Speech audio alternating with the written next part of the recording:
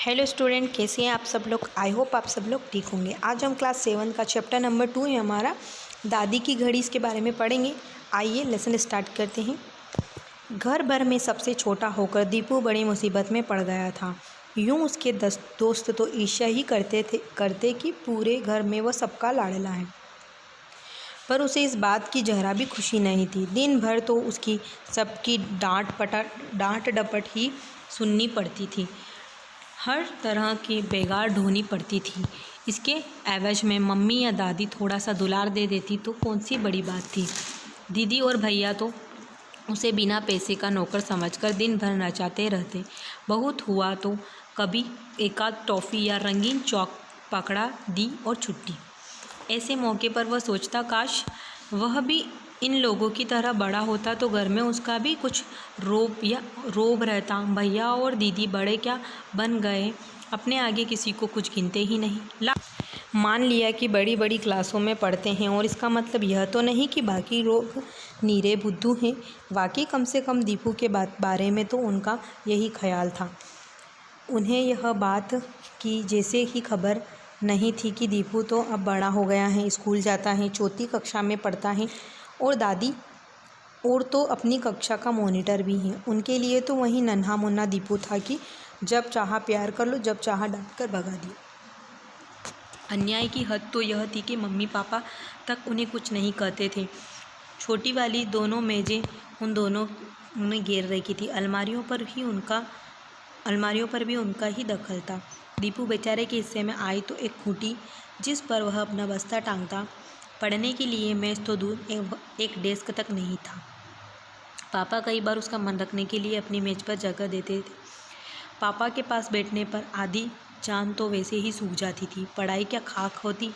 दीपू बेचारा मम्मी के ट्रंक पर ही गुजारा कर लेता।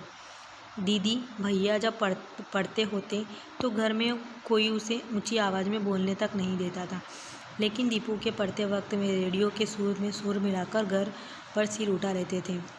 दीपू के दोस्त दिन भर आते जाते रहते, कोई उन्हें बैठने तक को नहीं कहता, पर दीदी या भैया के पास कोई आता तो उसे बाकायदा नमस्ते करनी पड़ती।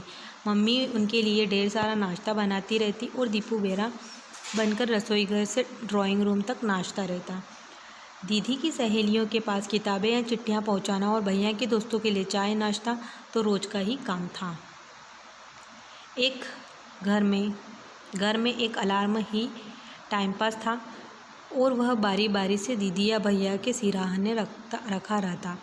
दीपू की बड़ी साध थी कि हम भी सिराहने घड़ी रखकर सोएं और उसकी सुरीली आवाज़ के साथ दिन की शुरुआत करें। उसके भाग्य में तो सुबह 8 बजे पापा की डांट खाकर उठना ही लिखा था।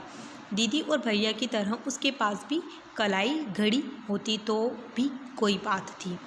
वे लोग बड़े थे, घर की हर अच्छी चीज़ पर उनका ही पहला हक जताते थे। उसे ताज्जुब होता, इन लोगों की परीक्षाएं क्या रोज़ चलती रहती हैं, जब देखो तभी 4 बजे से उठकर पढ़ने बैठ जाएंगे। एक दिन तो वह जिद पर अड़ गया। उसके स्कूल में दूसरे दिन इंस्पेक्टर आने वाले थे।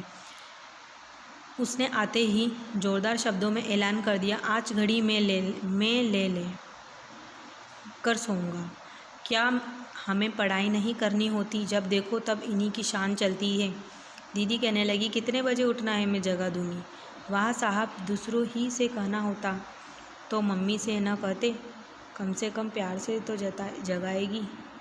आखिर मम्मी को दया आ ही गई। बोली, शीलू तेरी तो आज परीक्षा ख़त्म हो गई है, कल तो तुझे जल्दी नहीं उठना है, एकाध बार दीपू का भी मन रख लिया करो।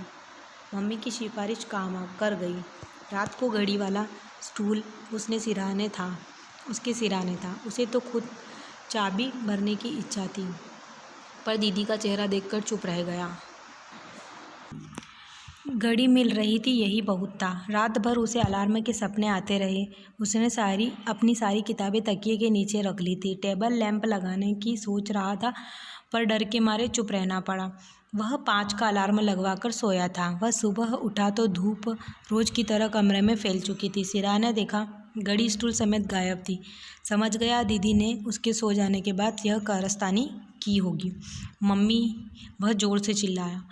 क्या है रे? रसोई से मम्मी की चिड़चिड़ी आवाज़ आई। सुबह सुबह उनके पास फालतू वक्त नहीं होता। मेरी घड़ी कहाँ है? कमरे में कंघी करती हुई दीदी की ओर संदेह भरी नज़रों से देखते हुए वह चिल्लाया, घड़ी तो राजा भैया परलोक सिधार गई। दीदी की आवाज़ में इतनी मिठास थी कि दीपू घबरा गया। क्या हुआ? उसने हैरानी से पूछा। क्या हुआ? उसने हैरानी से पूछा। होना क्या था? रात को आपने वह किक मारी कि वह छप हाई जंप कर गई। शेव करते हुए भैया ने जवाब दिया। लेकिन वह तो सिराने रखी थी, किक कैसे लगी? दीपू की समझ में कुछ नहीं आ रहा था। लेकिन आपका सिर तो सिराने नहीं था, भैया ने मुंह बनाते हुए कहा। सारी रात तो बिस्तर पर इधर उधर चहलकदमी करते रहते हो। ओफ, क्या जोर से आवाज़ हुई थी गिरने की। सारा घर जाग गया था सिवाय आपके। दीदी ने फिर चिढ़ाया। लाड़ करने की हद होती है। पापा मम्मी पर जल्ला रहे थे। जरा सी जिद के लिए घड़ी का सत्यानाश करवा दिया। 15-20 रुपये से कम नहीं लगेंगे सुधरवाने में। दीपू इस तरफा हमले से एकदम रुआसा हो गया। आंगन में पड़ी खटिया पर चुपचाप जा बैठा। उसके बाद क्यों रे, क्या हुआ? तुलसी के चोरे के पास माला जप्ती दादी ने पूछा। इससे आगे का जो है हम नेक्स्ट वीडियो में करेंगे।